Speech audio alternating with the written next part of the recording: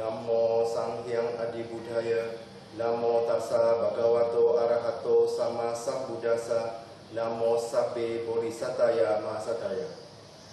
Bapak-bapak, ibu-ibu, dan saudara-saudari yang berbahagia dan terkasih dalam Dharma, saya Upasaka Pandita Aryananda Sahari. Merupakan suatu kebahagiaan pada kesempatan ini kita bertemu lagi dalam Mutiara Iman dengan tema Tiratana. Sekarang saya berada di lokasi Wihara Budayana, Jalan Veteran Banjarmasin. Bapak-bapak, ibu-ibu yang berbahagia di dalam Dharma, topik pembahasan kita adalah Tiratana, atau biasa disebut dengan Triratna. Ti artinya tiga atau tri. Ratana atau ratna berarti permata. Jadi Tiratana atau Triratna berarti tiga permata. Nah, umat Buddha berlindung kepada Triratna atau Tiratana. Permata yang pertama adalah permata Buddha. Siapakah Buddha itu? Buddha ini bukan nama diri, tetapi adalah sebuah gelar yang diberikan kepada seseorang yang mencapai pencerahan sempurna dengan daya upaya sendiri. Kita contohkan seperti Pangeran Siddhartha. Pangeran Siddhartha adalah seorang anak raja yang dilahirkan di Taman Lumbini dari seorang ayah sebagai penguasa kerajaan Sakya. Beliau dilahirkan pada tahun 623 sebelum Masehi, yang kelak akan menjadi seorang Buddha. Nah, Pangeran Siddhartha ini dengan perjuangan yang sangat berat, dengan kesulitan-kesulitannya, akhirnya Pangeran Siddhartha ini mencapai tingkat Buddha. Setelah mencapai pencerahan sempurna, maka gelar Buddha itu diberikan. Berarti Buddha itu bukan nama diri. Bapak Ibu yang berbahagia di dalam Dharma, Buddha itu ada tiga jenis. Yang kita kenal ada tiga jenis. Namun dalam Mahayana itu ditambah dengan satu jenis lagi, berarti ada 4. Yang pertama adalah yang dikenal dengan Sama Sambuddha. Sama Sambuddha ini artinya manusia Buddha. Jadi makhluk yang lahir sebagai manusia dan akhirnya mencapai tingkat Buddha, itu disebut dengan Sama Sambuddha, atau biasa disebut dengan Buddha Mahatau. Kenapa disebut dengan Buddha Mahatau? Karena Buddha ini, Sama Sambuddha ini, beliau bisa mengetahui potensi dari setiap makhluk dan semua apa yang terjadi pada makhluk tersebut. Beliau adalah penemu kebenaran dan mengajarkan kepada semua makhluk hidup. Itu adalah Sama Sambuddha. Yang kedua adalah Paceka Buddha. Paceka Buddha itu disebut dengan Buddha diam, karena Paceka Buddha ini tidak menurunkan ajaran. Dengan adanya Paceka Buddha ini, itu tidak ada siswa suci. Kapan Paceka Buddha itu turun?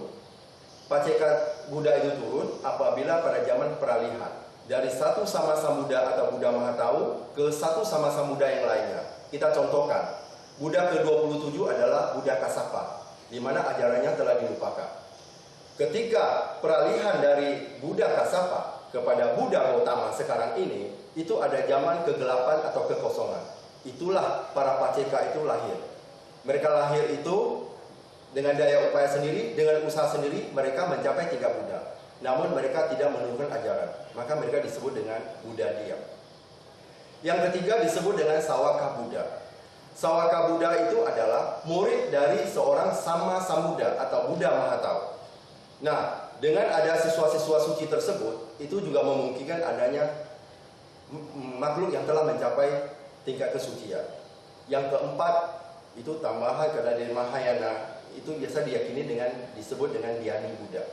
Tapi Dhyani Buddha ini sebenarnya Buddha yang tidak pernah dilahirkan. Ini berhubungan dengan ketuhanan, yaitu Dharmakaya. Bapak-bapak, ibu-ibu, dan saudara-saudari yang terkasih dan berbahagia di dalam Dharma, Buddha yang tadi kita sebut sebagai makhluk yang telah mencapai penerangan sempurna, dengan kekuatan sendiri, dengan usaha sendiri, tanpa ada bantuan dari makhluk lain. Ketika mereka dilahirkan di Taman Lumbini dan mencapai pencerahan di Buddha Gaya. Buddha Gaya pada tahun 588 sebelum Masehi. Nah, setelah Pangeran Siddhartha ini mencapai tingkat kebuddhaan, beliau melihat alam semesta ini dan melihat ajaran ini, hukum-hukum ini, dan dikonseplah menjadi satu ajaran yang disampaikan kepada manusia. Itu yang pertama. Yang kedua adalah Dhamma. Permata yang kedua adalah Dhamma. Apakah Dhamma itu? Dhamma itu adalah ajaran. ajaran Buddha, ya. Ajaran Buddha tentang hukum-hukum alam semesta, ya. Kita contohkan seperti kita lihat dalam contohnya adalah salah satu adalah Cattari Arya Sacana, yaitu 4 kebenaran mulia. Dalam 4 kebenaran mulia itu, kalau kita bisa mengibaratkan Buddha ini sebagai seorang dokter, ya. Buddha mengatakan demikian. Poin pertama adalah dukkha arya sacca, atau kebenaran mulia tentang dukkha atau penderitaan. Ya. Kalau kita ibaratkan Buddha sebagai seorang dokter, Buddha mengatakan bahwa manusia itu menderita, atau dokter menyatakan bahwa Anda itu sakit. Itu yang pertama.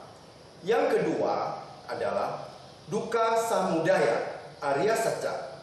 Artinya asal mulanya dukkha. Kalau kita ibaratkan sebagai dokter, dokter menyatakan bahwa yang pertama Anda sakit, yang kedua apa jenis penyakit kita. Nah, Buddha menyatakan bahwa penyakit kita itu adalah tanha, ya, tanha dan awija. Tanha itu adalah nafsu keinginan, pemuasan pada nafsu keinginan. Awija adalah kebodohan. Inilah sumber dari penderitaan.